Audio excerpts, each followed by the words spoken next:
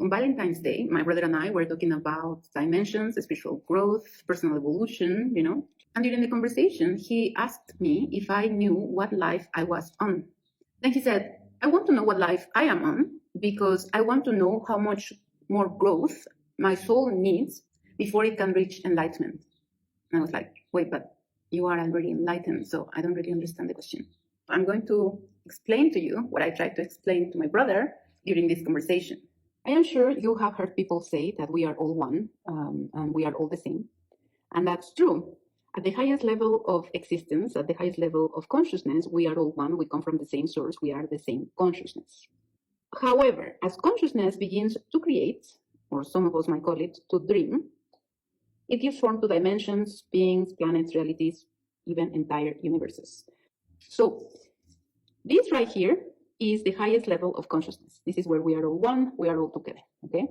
In here, we usually exist in a state of beingness where not much happens. We are just there, existing, being. But then as we move down into creation mode, we no longer exist as pure consciousness because we begin to divide or create different realms and forms and universes. Different identities, we merge, become, divide into different beings. And then in that process, consciousness reforms itself. Just as in this example, the paint starts to dilute. As I put more water to it, it's no longer the same shade as here. It becomes to, let's say, reduce itself.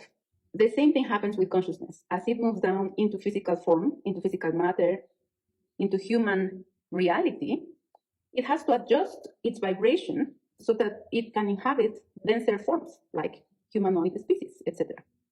Now, the deeper we move into physical reality, the denser things become because the pressure increases. So our vibration, the vibration of this pure consciousness here, slows down. And that's why sometimes the human form, the human being, can feel so heavy, so solid, so limited. Now, does this paint stops being paint the further down it goes or the more water I add? No.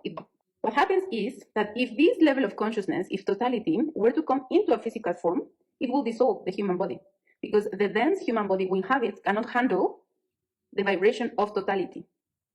So when I told my brother he was already enlightened, is because as he is a human here, as he is his personality and his name, because of this cord, this connection to totality that we all have, if he were to reach up toward his personal spiritual thread through his energy body, he will realize he's already enlightened because he's existing as a human here today, just at the same time he's existing as totality here.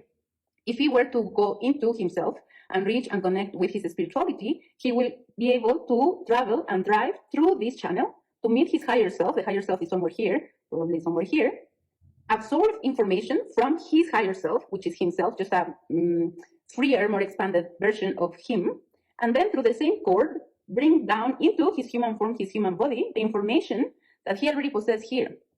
What that means is that the process we tend to call enlightenment is really a process of remembering. Through all of these side quests and challenges, these experiences we are having on this planet, what we are doing is remembering that we are already pure consciousness, that we already exist as our higher self, and that we, through our central channel, through our light body, can energetically and with the mind go into the level of the higher self and become it in the human form. Become it means we embody it. We, through this physical self, through our personality, we express into the world who we are in those higher realms. Now, complications ensue with this whole remembering process and enlightenment because of the design of the planet Earth. Essentially, when we decide to come into this world, we also decide to enter into the matrix, the energy grids, and stick to the rules of this dynamic in this planet. And one of those rules is to forget that we are awakened.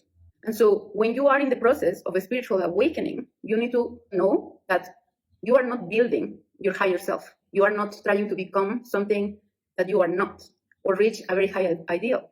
All you're doing through the dark night of the souls you are going through and the other experiences in your spiritual path is removing the blindfold and the energetic grids that keep you trapped in the idea that you are just your body and you are just your mind. As you awaken to the reality of your being, as you awaken to the power of your higher self and you learn to recognize that energy within you, you flick away the rules that govern planet Earth. There are many ways, many paths, many processes we can use to remember who we are. Meditation is one of them, and the Akashic initiation we have in March is another.